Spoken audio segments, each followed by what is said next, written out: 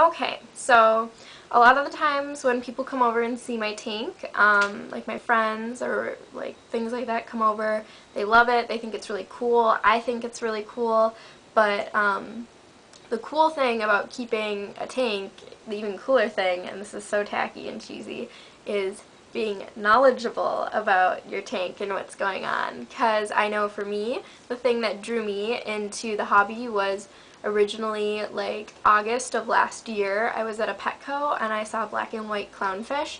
I freaked out. I started like screaming like, oh, I need these clownfish. They're so cool. They're black and they're white and they're like, they look so cool in my room, and they're sweet, and they're super cute and adorable, and so I was immediately drawn in by that. People get drawn in because of like Finding Nemo. They're like, oh, I want a Nemo fish, and sometimes people just think it's like a good idea to get like a dinky little tank and try to do a saltwater thing, when saltwater requires a lot more space to keep everything level, because you have so many things going on with your levels in your water, and like parameters that you have to make sure are good. A lot of people say that keeping saltwater fish is hard. Some people have this misconception that it's like this, you have to be like a scientist in order to be able to actually keep them alive for like any given period of time.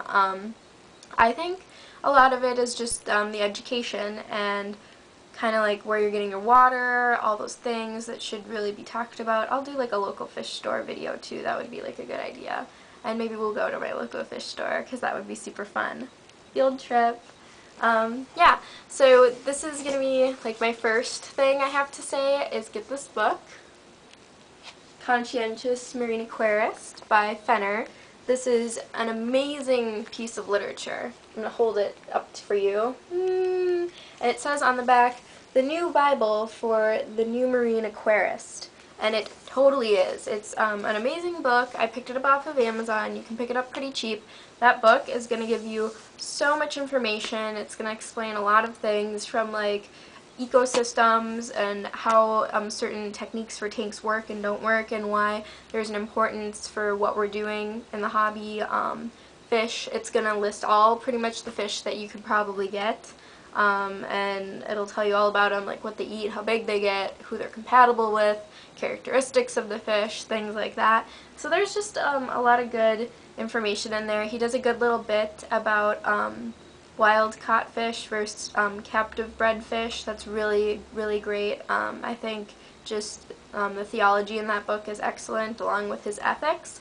So yeah, I would definitely recommend reading it, like cover to back, like just everything. Read it all, because it's really useful. So that's a book, probably the book that has helped me the most, and I've read a couple books now, as well as reading things on the internet. I mean, there's so many things you can read on the internet and on the different forums, and how I'm on like the Reef Tank, and how that's my favorite one that I've found so far, just because everybody's really friendly and really nice.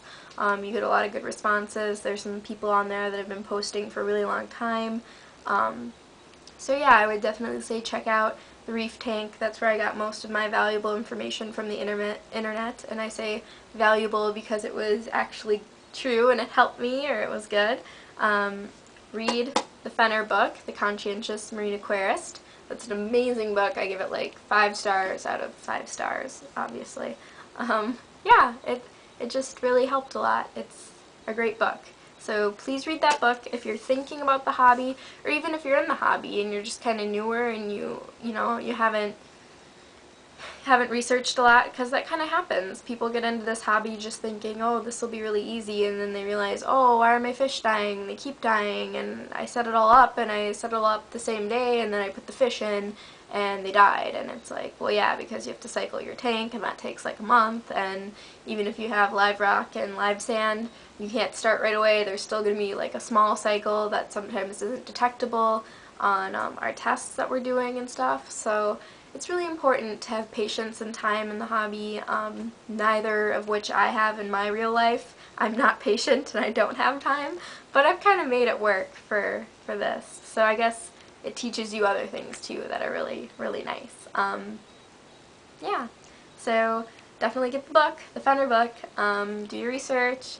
TheReefTank.com is great for all like that information stuff. I guess this will be like the informational video.